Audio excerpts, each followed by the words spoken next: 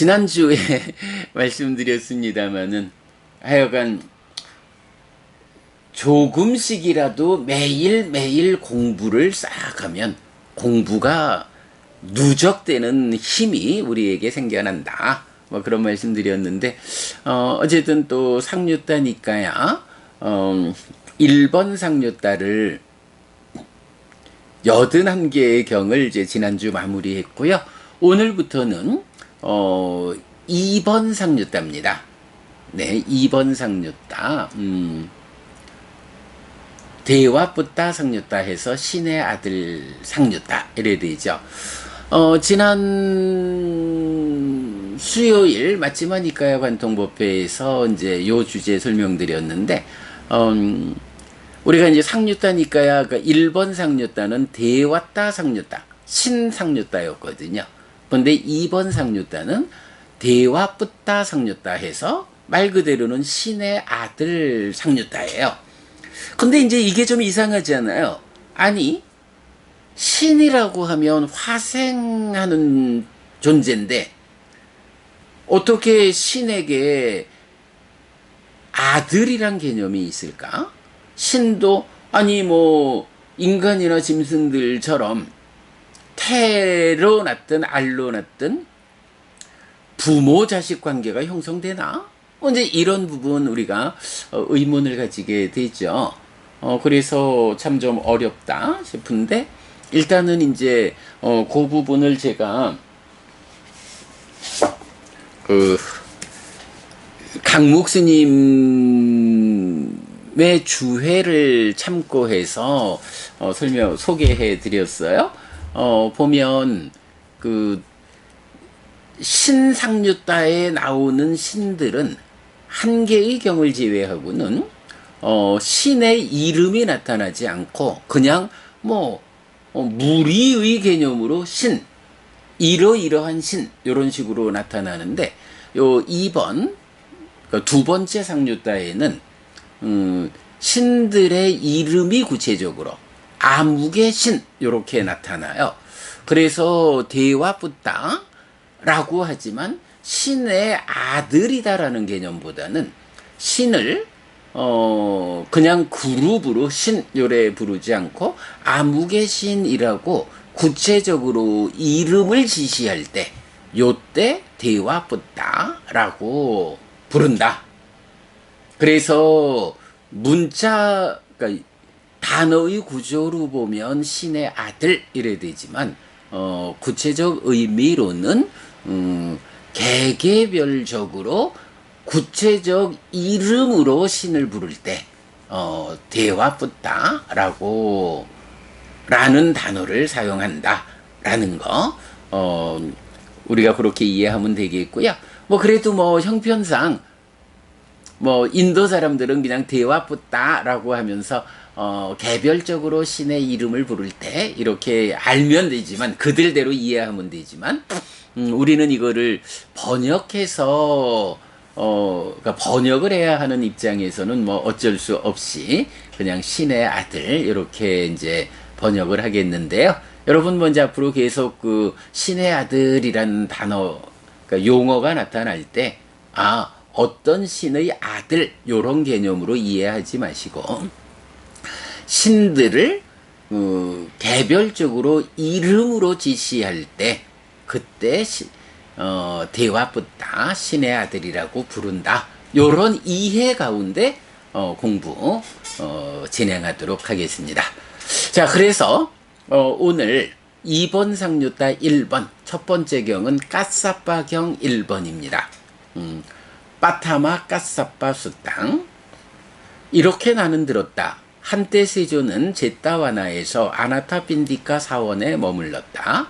그런데 밤이 지날 무렵에 신의 아들 까사빠가 아름다운 모습으로 제따와나의 거의 전부를 빛나게 하면서 세존에게 왔다. 와서는 세존에게 절한 뒤 한곁에 섰다. 한곁에 선 신의 아들 까사빠는 세존에게 이렇게 말했다.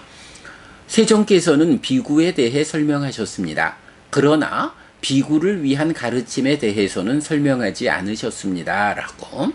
그렇다면 까사빠요, 그대가 여기서 그것을 분명히 말하라. 사무는 훈련을 위하여 외딴 곳에 홀로 머금을 위하여 심의 가르침을 위하여 잘 말해진 것을 실천해야 한다. 신의 아들 까사빠는 이렇게 말했고 스승은 인정했다. 그때 신의 아들 까사빠는 스승이 나의 말을 인정했다 라면서 세존에게 절하고 오른쪽으로 돈 뒤에 거기에서 사라졌다. 네, 이렇게 설명드린 대로 까사빠라고 하는 구체적으로 이름으로 지시되는 신이 부처님과 함께하는 경이죠. 그러니까 요때는 까사빠라고 하는 바로 그 신. 이래서 대와뿌따 까사빠, 신의 아들 까사빠 이렇게 불렀다. 결코 어떤 신을 아버지 어머니로 하는 신 요런 이야기가 아니다 라는 거 우리 이해하겠고요. 자, 그래서 까사빠라고 하는 신이 이제 부처님 계신 제타와나로 왔어요. 그리고는 부처님 가까이에 서가지고 말을 해요. 세존께서는 비구에 대해 설명하셨습니다. 그러나 비구를 위한 가르침에 대해서는 설명하지 않으셨습니다. 라고 하거든요. 근데 이제 요거는 사실은 좀 애매해요. 아니, 부처님이 비구를 말하고 또 부처님 평생 하신 일이 비구를 위한, 여기서 이제 비구는 제자를 말하죠. 제자인 비구를 위해서 가르침을 설하신 게 부처님 평생 하신 일인데 왜 여기서는 비구에 대해서는 설명했는데 비구에 대한 가르침은 설명하지 않았다라고 신은 말할까? 좀 곤란해요. 그러니까 이제 여기서는 이 전체적인 그 상황이, 그러니까 부처님과 까사빠라는 신이 만나서 전체적으로 어떤, 아니면 또 가까운 시간을 통해서 부처님과 신들과의 어떤 대화가 있었는지, 그래서 부처님이 그 가운데 비구에 대해서, 이런 사람이 비구요. 비구는 이런 삶의 기준, 율이죠. 이래 설명을 하시고 마무리가 되었다거나, 하여간 이제 우리가 잘 모르는 어떤 상황이 있었겠죠. 그러니까 그런 상황 위에서 그 자리에서는 부처님이 비구가 어떤 실천을 해야 하는지를 설명하지 않으셨다. 그거야 당연히 그럴 수 있죠.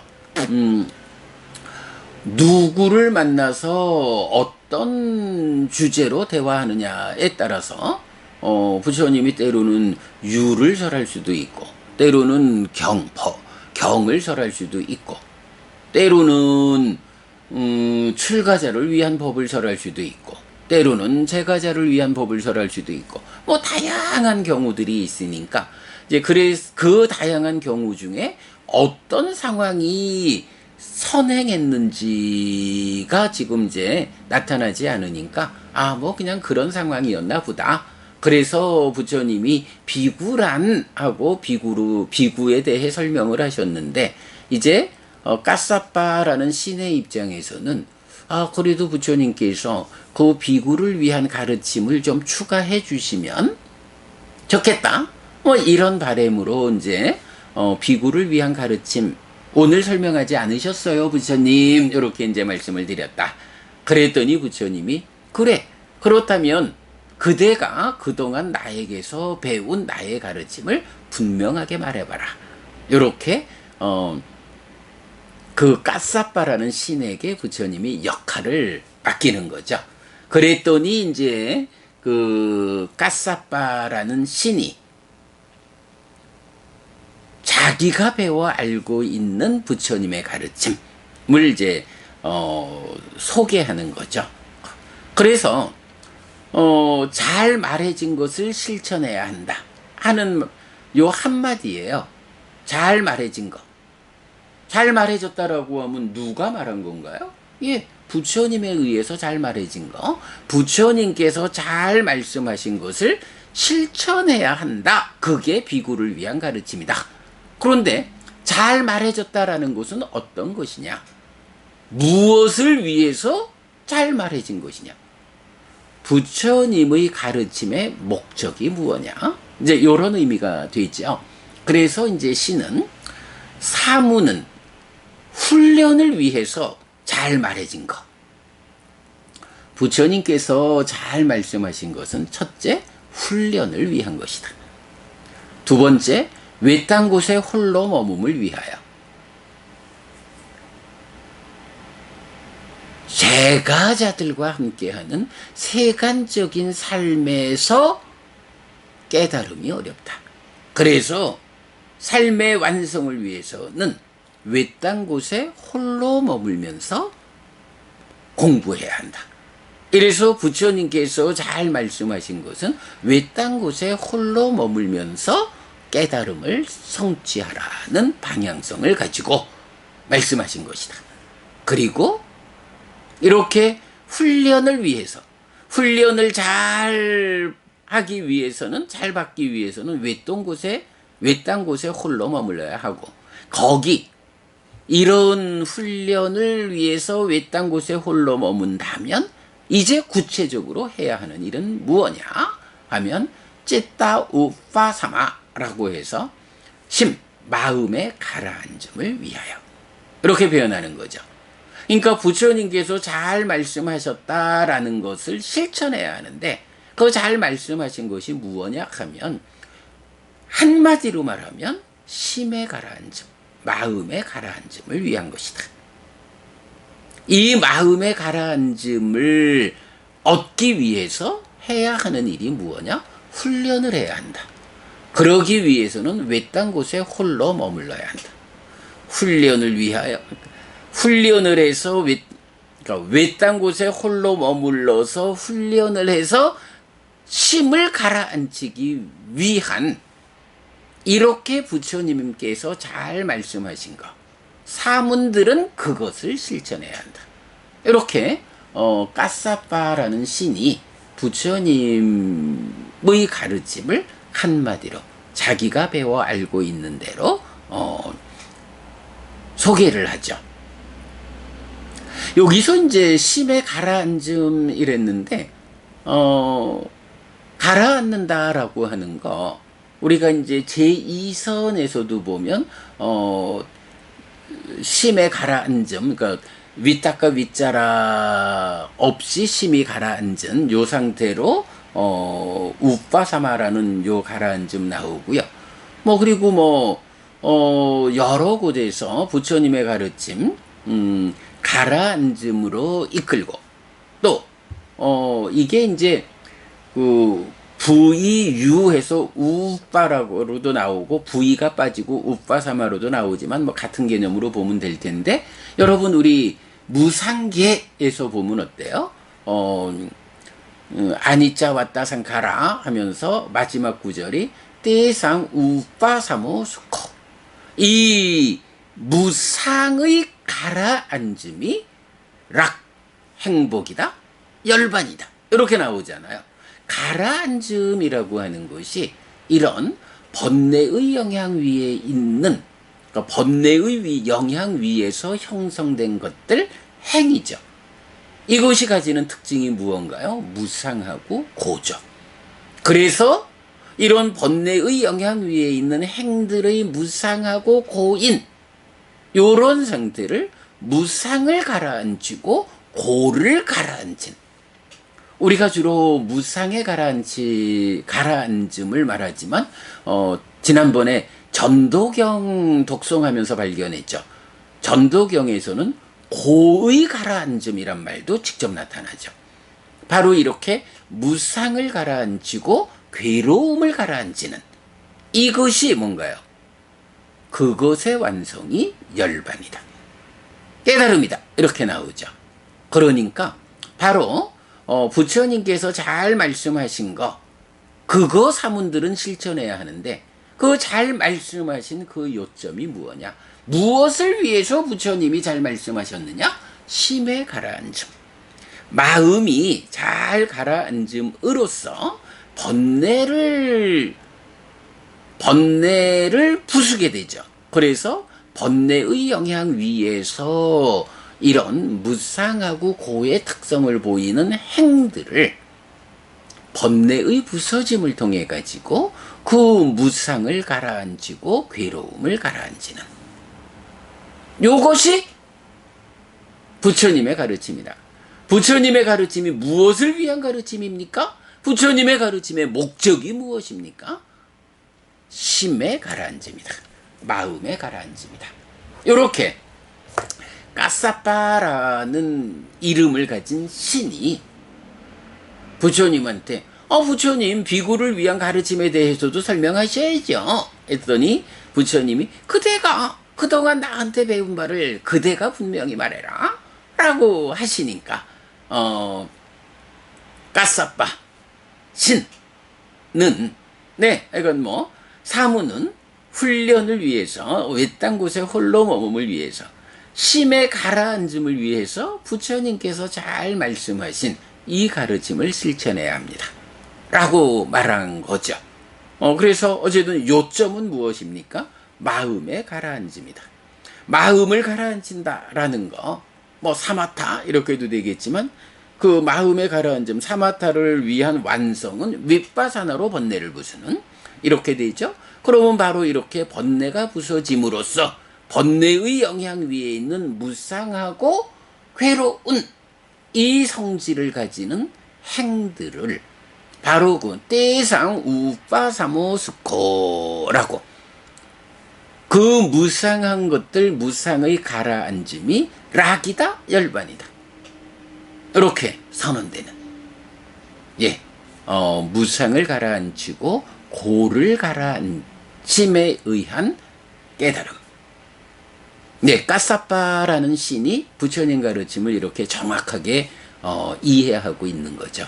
마음을 가라앉히기 위해서 그런 목적으로 부처님께서 설하신 가르침, 부처님께서 잘 말씀하신 것, 그것을 실천해야 한다. 사문이 해야 하는 일이다. 이렇게 이제 소개를 잘 했죠. 그래서 부처님께서 이제 신의 아들 까사빠는 이렇게 말했고 스승은 인정했다. 그래, 침묵으로 인정하는 이런 표현이겠죠. 그랬더니 신의 아들 까사빠 스승이 나의 말을 인정했다 라면서 부처님께 절하고 오른쪽으로 돈 뒤에 거기에서 사라졌다. 오늘 그 두 번째 상류따 첫 번째 경 까사빠경 1번 보았는데 이렇게 참 의미를 깊이 보지 않고 읽어 나가면 잘 드러나지 않지만 이렇게 우리가 의미를 잘 볼 때 심의 가라앉음을 위해서라고 했는데 이 마음이 가라앉는다는 것이 어떤 의미인가?